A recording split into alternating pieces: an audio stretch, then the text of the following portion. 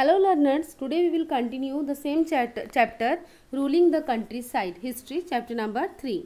Today our topic is Commercialization of Agriculture.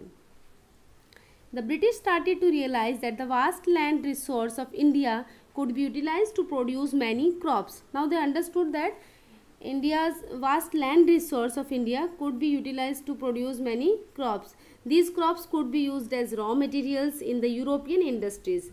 British forced local cultivators to grow many commercial crops, for example, jute in Bengal and Bihar, tea in Assam, Kerala, sugarcane in Uttar Pradesh.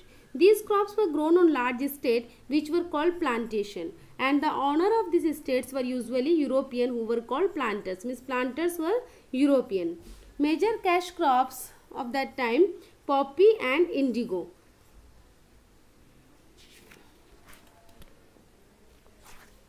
Poppy was used for making opium, which was further used for making medicines. Indigo, it is a natural blue dye which comes from the indigo plant, extensively grown in India and exported. The Industrial Revolution ensured growth in textile industry all over Europe, which resulted in an increased demand for the Indian indigo. Bengal and Bihar became major indigo producing states.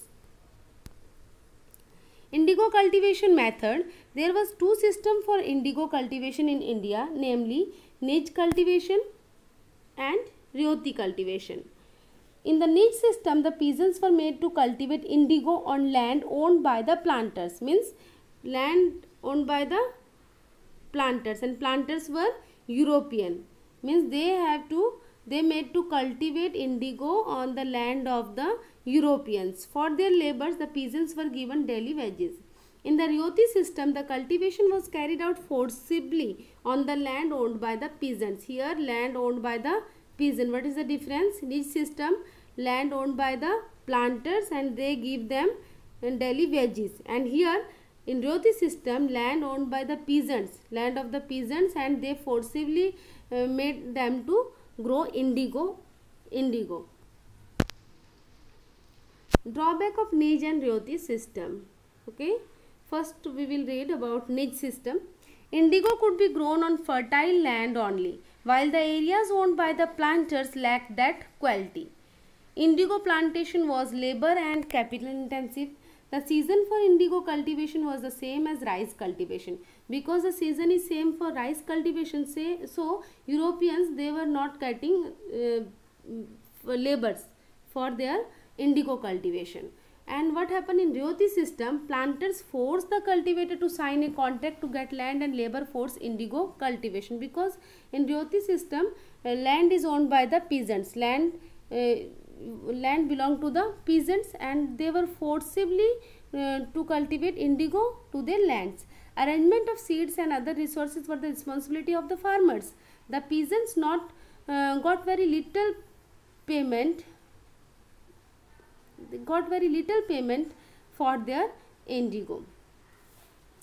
Indigo rebellion. In 1859, a large-scale rebellion erupted in Bengal. Ryots refused to grow indigo. Ryots means peasants. They refused to grow indigo. They attacked indigo factories. Jamidars who had been forced to lease their land to the planters for indigo plantation also supported the rebellion. The revolt also got major support from the press. Amrita Bazar Patrika took out edition dedicated to the cause of the indigo peasants. Neel Darpan,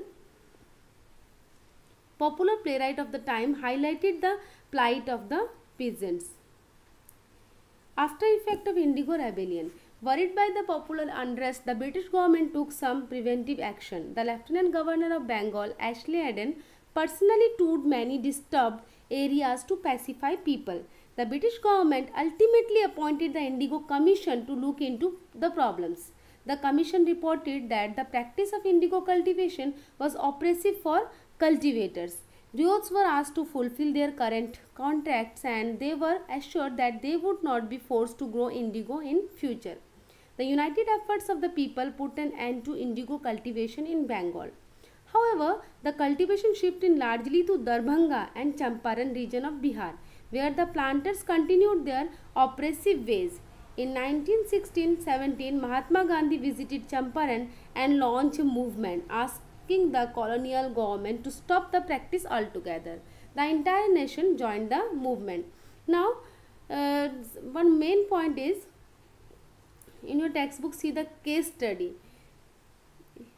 Punjab, the situation of Punjab is different at that time. Okay, Punjab had a different story in comparison to the other region of the country.